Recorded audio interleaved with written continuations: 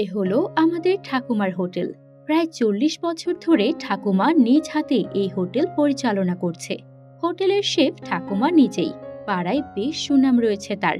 কাস্টমারকে খাবার পরিবেশন করার জন্য আর ঠাকুমাকে কাজে সাহায্য করার জন্য আমি আর কোমল তো আছি, যদিও ঠাকুমা নামমাত্রে বেতন দেয়। এই কোমল, ওখানে দাঁড়িয়ে দাঁড়িয়ে বিড়বিড় করছিস কেন? বলি, এদিকে যে হোটেলের অনেক কাজ পড়ে আছে, সে খেয়াল কি আছে তোর? আসছি ঠাকুমা। কি হলো কি? এমন পিলারের মতো দাঁড়িয়ে আছিস কেন? মানে ঠাকুমা, তোমাকে একটা কথা বলার ছিল। তোদের কথা মানেই তো আবার সেই একই পুরনো কথা। বেতন বাড়াও ঠাকুমা, বেতন বাড়াও। শোন, বেতন বাড়ানোর চিন্তা বাদ দিয়ে কাজে মন দিয়ে কাজ কর। কিন্তু ঠাকুমা, তুমি বেতন না বাড়ালে আমি আর কোমলদা বিয়ে করব কি করে?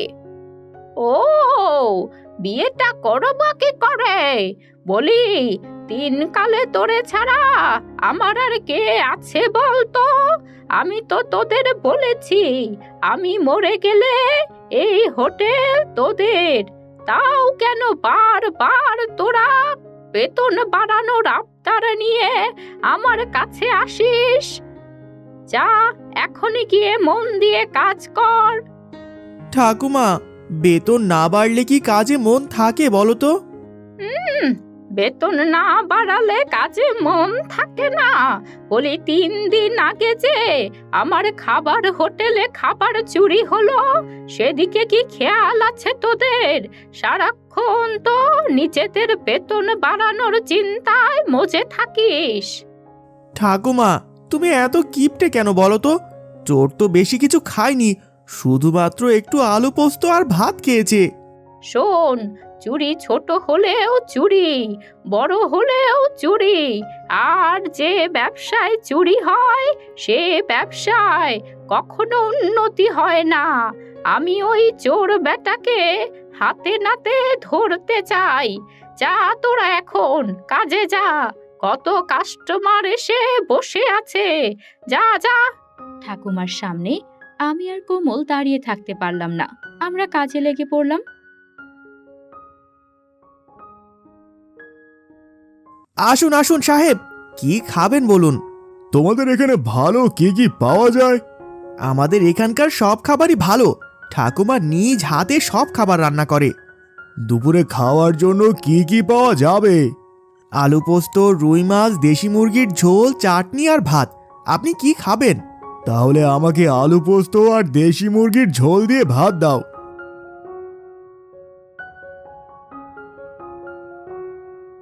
এই নিন সাহেব, আপনার আলু পোস্ত আর দেশি মুরগির ঝোল দিয়ে গরম গরম ভাত। খেয়ে বলুন কেমন হয়েছে। আহ, কি সুস্বাদু খাবার!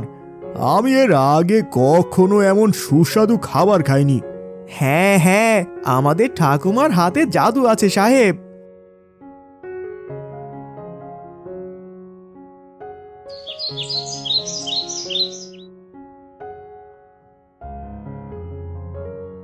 কি হলোটা কি? ঠাকুমা এই সকালে এমন চেঁচামেচি করছে কেন? যাই তো, একটু গিয়ে দেখি তো। নে, তোরা পড়ে পড়ে ঘুমা, আর যা সর্বনাশ হওয়ার তা তো আমারই হবে। আরে ঠাকুমা, কি হয়েছে তা না বলে তুমি শুধু শুধু চিৎকার করছো কেন? হ্যাঁ, কি হয়েছে তা তো বলবে। কি হয়েছে তা কি আমায় তোদের বলতে হবে? আচ্ছা, মুশকিল তো, না বললে আমরা জানবো কেমন করে কি হয়েছে? কাল রাতে ওই চোর বেটা আবারও আমার আলু পোস্ত আর দেশি মুরগির ঝোল খেয়ে সব শেষ করে ফেলেছে। বলি, এখন আমার কি হবে? এই চোরের হাত থেকে আমি আমার হোটেলকে কেমন করে বাঁচাবো? আরে ধ্যাত ঠাকুমা, তুমি ফ্যাস ফ্যাস করে কেঁদো না তো। ওই একটু বাসি আলু পোস্ত আর দেশি মুরগির ঝোল খেয়েছে তো কি এমন হয়েছে? এমন ভাব করছো যেন তোমার পুরো হোটেলটাকে চিবিয়ে চিবিয়ে খেয়ে নিয়েছে। এই ছোকরা, তুই কি বললি? একটু মানে যতটুকু খাবার সেই চোরটা খেয়েছে সেই খাবার আমাদের তিনজনের একদিন চলতো। হয়েছে হয়েছে ঠাকুমা, আমার আর তোমার ওই বাসি খাবার খাওয়ার ইচ্ছে নেই। এই দীপালি, চল তো, কাজে চল। শোন, চুরি ছোট হলেও চুরি, বড় হলেও চুরি। আমি যদি ওই চোর বেটাকে ধরে উচিত শিক্ষা না দিয়েছি তাহলে আমিও তোদের ঠাকুমা নই। তারপর আমি আর কোমল আমাদের কাজ করতে থাকি, আর আমাদের ঠাকুমা ফোন দিয়ে আটতে থাকেন কেমন করে চোর ধরবেন। রাতে আমরা যখন ঠাকুমার সাথে খাবার খেতে বসলাম তখন দেখি ঠাকুমা মুচকি হাসি হাসছে। ও ঠাকুমা, তোমাকে বড্ড খুশি খুশি দেখাচ্ছে যে। কি গো, তুমি কি চোর ধরার বুদ্ধি পেয়েছো নাকি? কি গো ঠাকুমা, তুমি কিছু বলছো না কেন? হাসছো কেন তুমি?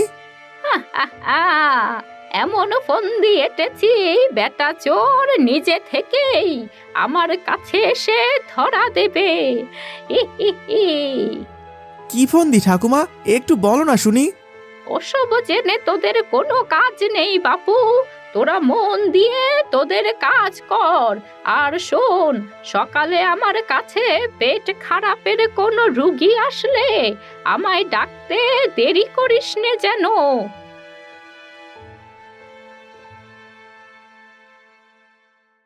ঠাকুমা হাসতে হাসতে তার রুমে চলে যায়। আমি আর কোমল অবাক হয়ে তাকিয়ে থাকি। ঠাকুমার মাথায় অনেক বুদ্ধি, এই গ্রামের কেউই ঠাকুরমার বুদ্ধির সাথে পেরে ওঠে না।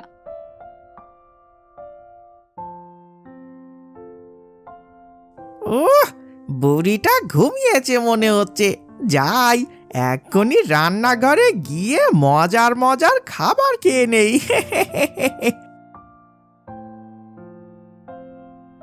এই তো, রান্নাঘরের সব খাবার সাজানো আছে। আমি বরং কপাট কপাট করে খাবারগুলো খেয়ে নেই। তারপর লোকটি খাবার নিয়ে গম গম করে খেতে থাকলো। ওরে বাবারে, ঝাল ঝাল, এ কি, গলাও তো চুলকাচ্ছে। ও ও, খুব পেট ব্যথা করছে। এক্ষুনি এখান থেকে পালাই, না হলে ধরা পড়ে যাব যে।